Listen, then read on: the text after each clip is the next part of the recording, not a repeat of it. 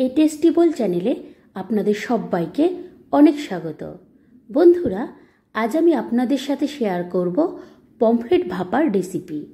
বন্ধুরা, চলুন রেসিপিটি আমরা শুরু করি। প্রথমেই আমি একটি বোলে সর্ষে বাটা, পোস্ত বাটা এবং জল ঝরানো টক দই নিয়ে নেব। এর সাথে আমি এখানে শুকনো লঙ্কার গুঁড়ো, হলুদের গুঁড়ো দিয়ে দেব। এবার এগুলিকে আমি ভালো মতন নাড়াচাড়া করে একটু মিশিয়ে নেব।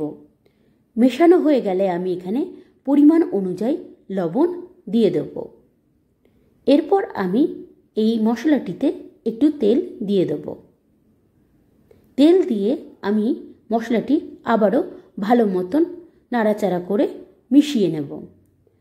যখন ভালো মতন মেশানো হয়ে যাবে তখন আমি এবার মাছগুলি দিয়ে দেব। আমি এখানে মাঝারি সাইজের পমফ্রেট মাছ ব্যবহার করেছি, আপনারা চাইলে বড় করতে পারেন। এরপর মাছগুলি দিয়ে আমি ভালো মতন মশলাগুলি মাছের সাথে মেখে নেব। যখন মাছের সাথে মশলাগুলি ভালো মতন মাখা হয়ে যাবে তখন আমি কিছুক্ষণ এইভাবে মাছগুলিকে রেখে দেব।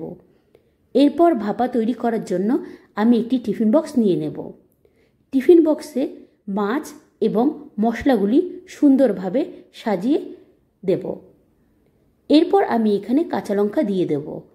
আপনারা যে যেরকম ঝাল পছন্দ করেন সেইভাবে কাঁচা লঙ্কা আপনারা ব্যবহার করতে পারেন।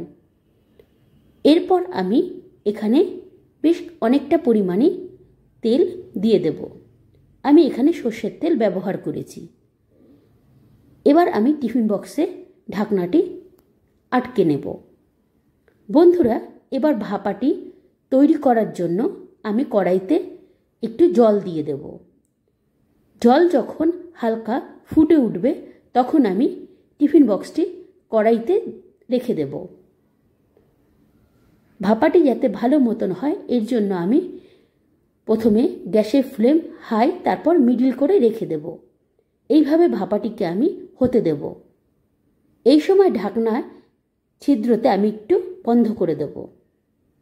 এবার আমি ভালো মতন ভাপাটি তৈরি করে নেব।